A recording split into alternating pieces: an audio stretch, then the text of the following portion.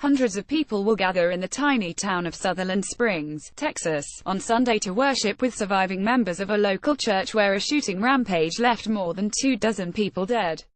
Members of the First Baptist Church will hold a church service for the first time since a gunman opened fire inside the small church a week earlier in the worst mass shooting in Texas history.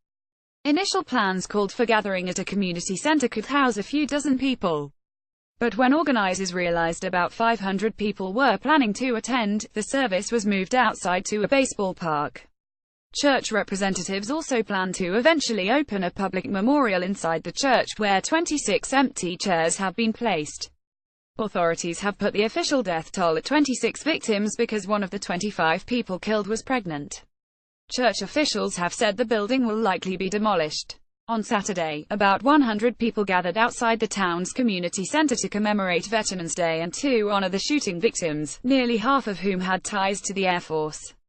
Maybe this will start the healing process that will get Sutherland Springs and Wilson County to put this horrific tragedy behind us and look to the future, County Judge Richard Jackson, his voice breaking, told the crowd, which included first responders and law enforcement officers.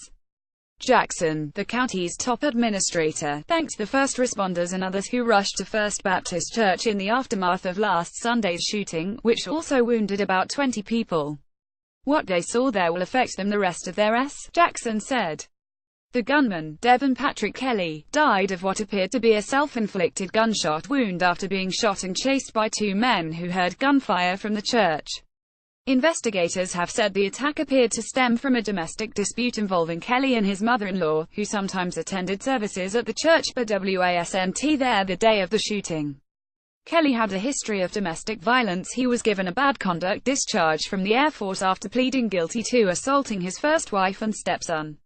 Sutherland Springs is about 30 miles 48 kilometers southeast of San Antonio and not far from several military posts, including Lackland Air Force Base. The Air Force's Chief of Staff, Gen. David Goldfein, said 12 of those killed were either members of the Air Force or had family ties to it. Among them were Scott and Karen Marshall, both 56, who had decided to retire in nearby Lavernia after meeting when they were in the service together more than 30 years ago. On Thursday, a military funeral was held for them at Joint Base San Antonio-Randolph.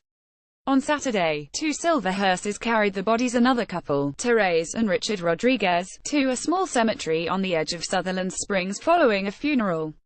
Retired Chief Warrant Officer Mike Gonzalez, who led Saturday's Veterans Day ceremony, said many veterans choose to in the San Antonio area because of its deep military ties, and families tend to migrate to the city's surrounding rural areas. We come here to enjoy life, to get quiet and to raise our children, he said. We've been to war zones and seen that tragedy firsthand. Never did we think that tragedy would strike here. A study of people also visited a makeshift memorial of crosses adorned with flowers, photographs, red hearts and white, purple and pink balloons. Among them was Jackie Lee, who traveled from San Antonio with several friends. It was on my heart since it happened, she said.